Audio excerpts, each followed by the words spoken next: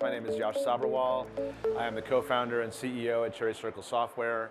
We've developed a software platform called QbDVision, which is intended to help companies manage their all the knowledge and information and data they're generating during their process development and scale-up activities. So I think we're all keenly aware of the challenges that we face as we're developing our processes for drug products and drug substances. We have a real challenging issue with product lifecycle management because we're using sort of old tools, Microsoft Office type of approaches. And as a result, we have multiple software tools, we have poor integration and data integrity. Data is buried in our documents, we can't find them. It's very hard to trace requirements and assess risk. And ultimately, we end up with very poor process understanding as part of our process development activities. We've added some fun Halloween stuff into the presentation today, and so the problems with knowledge management are basically that using Microsoft Office and quality systems leads more to quality by documentation than quality by design. Data is dispersed everywhere. We spend a lot of time looking for information, especially when it's years old. It's hard to find. There's very poor visualization of process and risks. And ultimately, we end up with poor process understanding, and our tech transfer is very difficult. So these are the challenges that most organizations face constantly in our industry. And so the question is why? Why do these challenges exist? And it's our hypothesis that the reason is that a lot of information is stored as unstructured data. And what I mean by that is that these are narratives and documents and reports that are not structured. I mean, they have tables of contents and so forth, but trying to mine this information and find that data is very difficult in large volumes of documents. And so our approach is to say, well, we're going to structure the data. We're going to give you a platform and an environment where the data is structured, and so we structure it based on requirements, and then you can associate data with those requirements, you can associate risk with the requirements, and the documents are really supporting information underlying the structured information. And so, when you can structure information, what does that mean for traceability and risk and visibility? So if you have a structured requirements approach, now you can say, well, we're going to allow you to define your criticality assessment for a particular requirement. We're going to allow you to define your acceptance criteria, your process capability, and your risk control in a structured way so that all that information comes in and you can find it and use the power of that to mine that information to work for you as you're developing your process. And of course, this is not a linear flow, it's a circular flow. You start, early stage with a process that's not so well defined, and you kind of circle through all these aspects of your process development, and your information gets tighter and your specs get tighter as you go on through your process from early stage up into scaling up your activities. One of the things that, prior to starting this company, I was the chief operating officer at a pharmaceutical company where I was struggling with process development and scale-up activities. And one of the things that we ended up doing was using an Excel spreadsheet, just like everybody else did, for risk assessment. How many people here use Excel spreadsheets for their risk assessment? Right. How many people actually do risk assessment? So, how many people use fishbones for cause and effect? Right, not so many. So we have these tools that don't work very well, but we continue to use them in the industry, and it doesn't make a lot of sense. Spreadsheets are notoriously difficult for really managing risk assessment over a long cycle of development because there's no traceability, there's no version control, there's no way to attach all the justifications that you come up with for the risk values that you're putting in this spreadsheet. Similarly with fishbones, it's a great way to brainstorm about what might affect your process, but it doesn't actually map to the actual process flow of what you're doing. And it certainly doesn't include the risks. So people have spreadsheets over here for risk, fishbones over here for cause and effect, and they don't really work very well together. That's why we say these two tools need to rest in peace. So the question is, well, what's the answer to that? Well, enter the knowledge or network graph.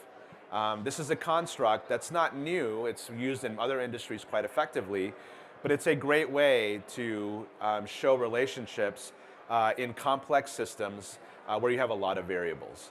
And so we have taken a knowledge graph approach to representing the risks and the cause and effects in a way that's much more powerful than trying to do spreadsheets and fishbones. And the reason that the knowledge graph works so well has to do with our visual perception. We as humans don't do a very good job of processing information when it's in big columns and tables of rows and numbers. We need shapes and sizes and color. That's how we process information very quickly. And there's actually a theory of visual perception around that. That similarity and proximity and all these other things are how we process information as humans. And that's how information should be displayed in complex processing and complex manufacturing processes like we have in the pharma industry. Let me ask this, how do you guys do a visual map right now, process flow map? Do you use Visio or do you use a flow chart? Yep, Visio, right? How much time do you spend creating and updating those, right? Hours, days, right? Imagine if you could automatically generate a process flow map.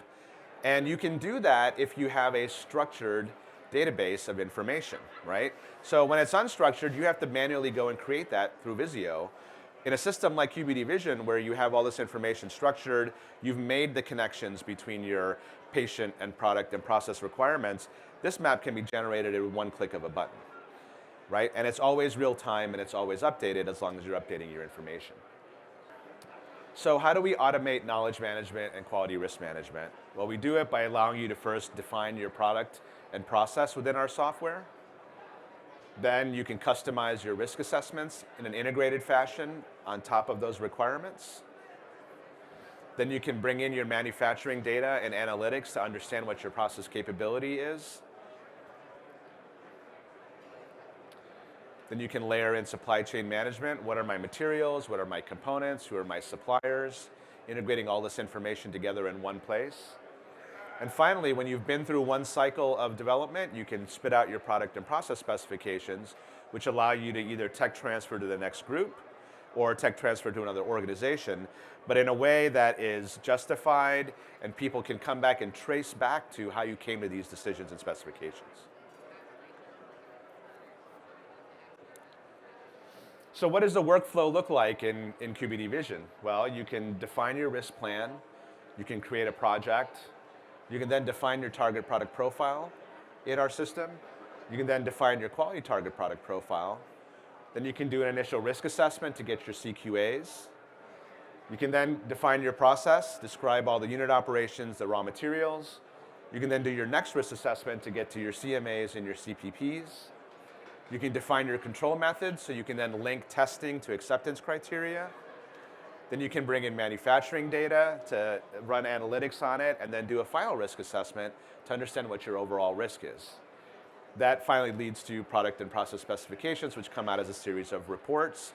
All of this is done in a validated 21 CFR Part 11 compliant environment, so you are inherently compliant as you're using QbDVision to do all this work. And actually this chart here shows all the different features of QbDVision and how it makes you compliant with ICH Q8, Q9, Q10, Q11, and Q12, which is coming soon. So the use of the software as a structured information management tool guides you through the process that's prescripted by the requirements and keeps you compliant inherently by using the software. So ultimately, QbDVision saves you a lot of time. You can define and link your requirements through our structured data repository. You can integrate your data and risk management, so you don't have one piece of information over here, another piece of information over here. That integrated functionality gives you the ability, provides traceability, and it gives you the ability to visualize complex systems using our knowledge graph approach, as opposed to spreadsheets and fishbones. And finally, you get robust process understanding in a way that facilitates tech transfer from your development to your scale up to your manufacturing groups or to your CDMOs. And all this is done in an environment that's compliant, so you have full data integrity as you're doing this. So we encourage you to come by to our booth and see a full demonstration of the software. We're right across this barrier here at 537. And if there's any questions, I'd be happy to answer them. So the question was, can you use our same approach for equipment and facility validation? And yeah, so the approach we're taking here is that you can track all of the equipment. So all the attributes, for example, if you have a process parameter, all right, the process parameter is actually related to an actual component, right? So you actually define a component, say a pump, for example, is the component, and the pump speed is your process parameter. So in a lot of situations you see where people just define parameters, but it's not related to any pieces of equipment, and that doesn't make any sense to us. So what we said is, no, you define the piece of equipment, and then you define the process parameters that are associated with that equipment.